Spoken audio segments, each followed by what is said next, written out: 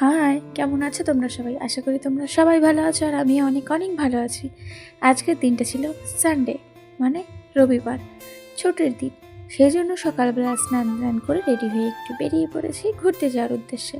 কোথায় যাচ্ছি, কী করতে যাচ্ছি, কী বৃত্তান্ত সব কিছু শেয়ার করব। বাড়ির থেকে প্রথমেই বেরিয়ে চলে গেছিলাম পাম্পে গাড়িতে তেল ভরতে। তারপরে গাড়িতে তেল ভরা হয়ে গেল, তারপরে আমরা রওনা দিলাম আমাদের মেন গন্তব্যস্থলে। আজকে আমরা গেছিলাম মুকুন্দনগর। আশা করি সবাই এই জায়গাটা চেনে, পায়রাডাঙ্গা মুকুন্দনগর গঙ্গার ঘাটে।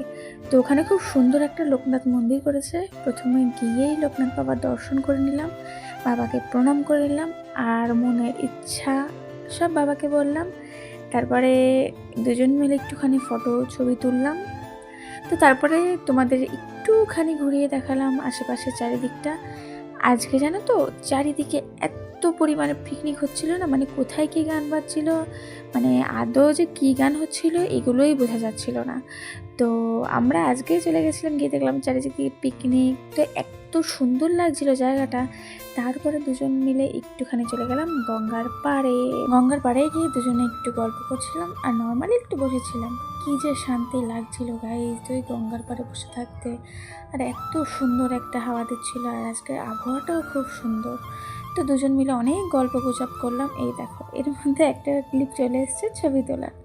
তো তখন ছবি তুলছিল আর এদিকে আমার ফোনে একটা ভিডিও ক্লিপ হচ্ছিল। যাই হোক, এই ছবিটা আমি স্টোরিতে দিয়েছি, অনেকেই দেখেছ। তো তারপরে চলে গেছিলাম মেন মন্দিরে, মানে যেইটা মেন মন্দির ছিল সেখানে। তো এখানে আমরা পরে গেছিলাম, যেহেতু লোকনাথ মন্দিরটা আগে পড়ে। তো চলো ভেতরটা তোমাদেরকে একটুখানি ঘুরিয়ে দেখাই।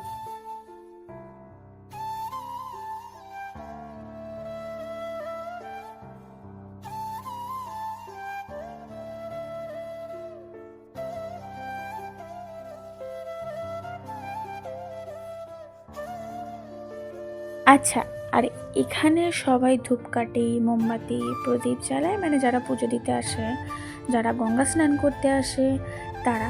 তারপরে আমরা দুজন মিলে পুরো মন্দিরটা একটুখানি ঘুরে নিলাম। তো এখানে না খুব সুন্দর একটা শিব ঠাকুরের মন্দির আছে। আমি ফেসবুকে দেখেছি এখানে অনেকেই এসছে, আমিও আগে বহুবার এসছি। আর যারা যারা ভিডিওটা দেখছে তারা কে কে এই মুকুন্দনগরের মন্দিরটায় গেছো সবাই একটুখানি কমেন্ট করে জানিয়ে তো।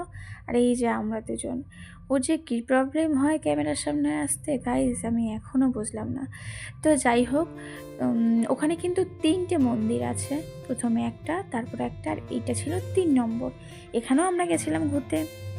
এখানে ছিল 3টে আর সামনে ছিল কে, ভোলে বাবা।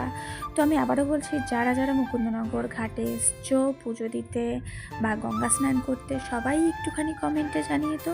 তারপরে অনেক ঘোরাঘুরি করে গঙ্গার পাড়ে দুজনে বসে গল্পগুলো দুজনে মিলে একটুখানি সময় কাটিয়ে তারপর সেখান থেকে আমরা দুজনে পেয়ারা মাখা খেয়ে তো সোজা চলে আসলাম বাড়িতে।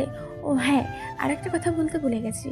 আমি যখন বাড়ির থেকে বেরোচ্ছিলাম তখন বাড়িতে আমি বলে গেছি যে আমি এরকম গঙ্গায় যাচ্ছি।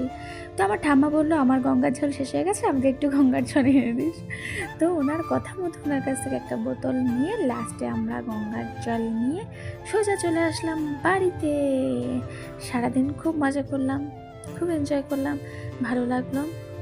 আশা করি তোমরাও যেতে পারো, নিজেদের মতো করে সময় কাটাতে ভালো লাগবে। তো তারপরে সোজা চলে এসেছি বাড়ি, আর কোনো ক্লিপ নিতে পারিনি। ভিডিওটা এই পর্যন্ত, ততক্ষণ সবাই ভালো থেকো, সুস্থ থেকো, টাটা।